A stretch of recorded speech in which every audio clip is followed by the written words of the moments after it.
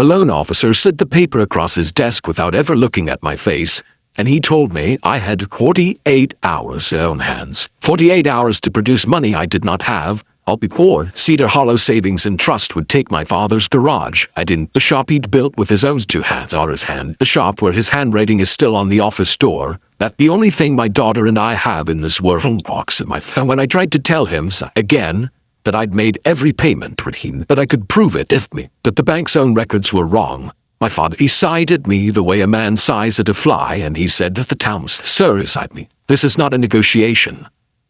My 7-year-old girl was in the chair beside me the next morning, swinging her legs, holding the folder of receipts we'd stayed up half the night organizing. And I remember thinking, with the whole world coming down on me, I will not cry in front of her, and I will not beg this man, and I will not let him watch me break. So I stood up. I said, "I'll be back tomorrow." And I walked out with my daughter's hand in mine. The next morning, I walked back into Cedar Hollow Savings and Trust, and before that man's coffee had gone cold, I owned it. I'm going to tell you the whole story, how a mechanic who couldn't cover a mortgage payment came to own the bank that was about to take his father's shop. It wasn't a lottery ticket, it wasn't some rich stranger swooping in to rescue me. What happened in those 48 hours was stranger and better.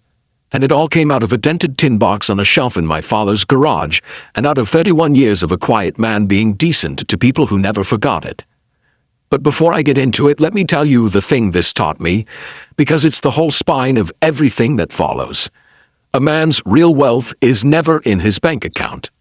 It's in what he did for people when nobody was watching, and in whether they'd stand next to him on the worst morning of his life. My father died believing he'd left me almost nothing. He'd actually left me the most valuable thing in that entire town. Quick word before we go on, and then I'll let the story run. I'm a mechanic, I'm not a talker, and I've never told this whole thing start to finish before, so I'll keep this short. If you've ever sat across a desk from somebody who had the power to ruin you, and couldn't be bothered to hear you out, then you already know exactly how that chair feels. And I'd be honored if you rode this all the way to the end with me. The subscribe button's down there if the story earns it. Now, let me take you back. My name is Nate Calder. I'm 39 years old, and I run a 3-bay auto repair shop on the edge of a small town, on a gravel lot my father bought before I was born. His name was Walt Calder. He worked in that garage for 31 years, and he was the kind of man they don't make anymore. The kind who'd fix a widow's brakes and then somehow forget to send the bill. The kind whose handshake was worth more than most men's contracts. He died 4 years ago and left me the shop, a mortgage on it, and, as far as either of us knew, nothing else. And I'm a single father. My daughter's name is Junie. She's 7. Her mother and I divorced a few years back, and I won't speak ill of her, and that's not this story. What is this story is that Junie has been mine to raise, every day of it, and I have never once thought of that as anything but the great luck of my life. She does her homework in the shop office after school. She has a tiny toolbox my father bought her when she was 3, before he passed, with her name painted on the lid in his handwriting. She helps me, which mostly means handing me wrenches I did not ask for. That garage isn't a building to us. It's my father's hand still working. It's the only room left in the world where I can still hear his voice. Now, money was always tight, and I want to be honest about that. A 3-bay shop in a small town makes nobody rich. I carried the mortgage my father had taken out, and I paid it, on time, every single month for 4 years. Some months I paid it instead of paying myself. There were stretches where I ate like a college kid so the payment could go out on the first. I have never in my life been late on a debt. My father was that way, and it stuck to me, and I need you to hold on to that fact, because it's the foundation of everything that happened. Then, about 6 months before that morning, something broke inside the bank's machinery. It started small. A letter saying a payment hadn't been received. I called them. I had the record right in front of me. The money had left my account. I had the confirmation number. The woman on the phone said she'd look into it. Then came a late fee. Then a letter saying the account was past due. And every single time I called, I got a different person. And I told the same story from the beginning. and each of them promised to make a note, and nothing ever changed. Meanwhile, the fees bred like flies. A late fee generated interest. The interest generated another fee. Somewhere inside that institution, my payment had been applied to the wrong line. And instead of one human being spending 5 minutes to look, the machine simply kept punishing me, month after month, for a mistake I never made. I want you to understand what those 6 months actually do to a man, because people who haven't lived it think it's a paperwork problem. It isn't. It's an erosion of your own grip on reality. You spend your lunch break on hold with a wrench still in your hand. You explain it to a stranger who has no memory of the last stranger. You hear the same 3 phrases forever. I'll make a note. I'll escalate that. You should see it reflected in 30 days. And 30 days later, a new letter arrives with a bigger number on it. You start keeping a notebook of dates and names, because you've realized nobody on their side is writing down your side. And the worst part is not the money.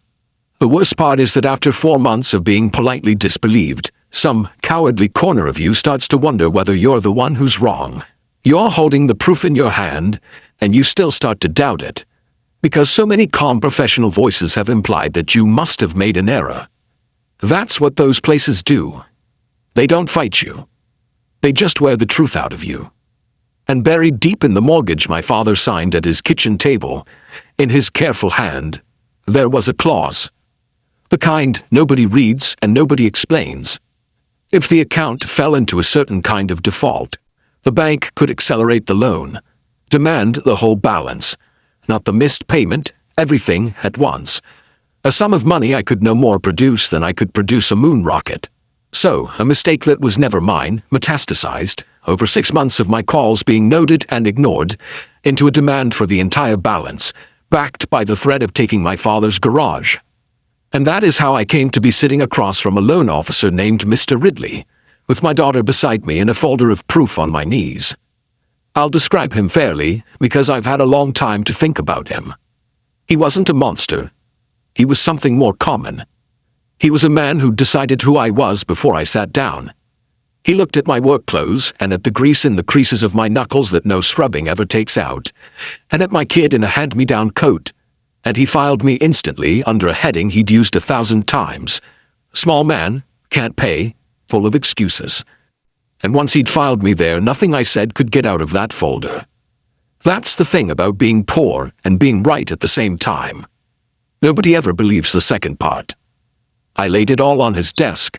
Statements showing the money leaving my account. Confirmation numbers. 4 pages of a phone log with dates and names. Junie and I had built that folder the night before at the kitchen table. She put the pages in order while I read the dates aloud, and she drew careful little numbers in the corners with a pencil, her tongue between her teeth the way she does. Around 11 o'clock she'd asked me if we were in trouble, and I said no, sweetheart. We just have to show them they made a mistake. And she nodded, like that was a perfectly reasonable thing grown-ups do. She carried that folder into the bank herself the next morning. She wanted to be the one to hold it. She told me it looked very official. Mr. Ridley pushed it back across the desk with 2 fingers without opening it. I asked him, please just look. I asked him to check the payment against the date I had. I asked, very quietly, whether a single human being at that institution could review it. And he said, Sir, this is not a negotiation. And he told me I had 48 hours. Here's the only part of that day I'm proud of. I did not beg, and I did not raise my voice, and there was a 7-year-old watching every move I made. So I gathered my papers and I stood and I said, Mr. Ridley, I've made every payment on this loan. I can prove it, and I will. I'll be back tomorrow. You have a good day. Then I took Junie's hand and walked out. I made it to the sidewalk before the shaking started. Not crying, shaking. The kind that comes up from under your ribs when your body understands a thing before your mind has agreed to it. I stopped and pretended to check my keys until it passed, because she was looking up at me. That night, I went out to the garage to find the deed. That's all I was after. The original deed, the loan documents, anything with my father's signature that might help me prove the property was clean. He'd kept his papers in the loft above the second bay, in a mess of boxes I hadn't touched since he died. because grief has a way of making you leave certain doors closed.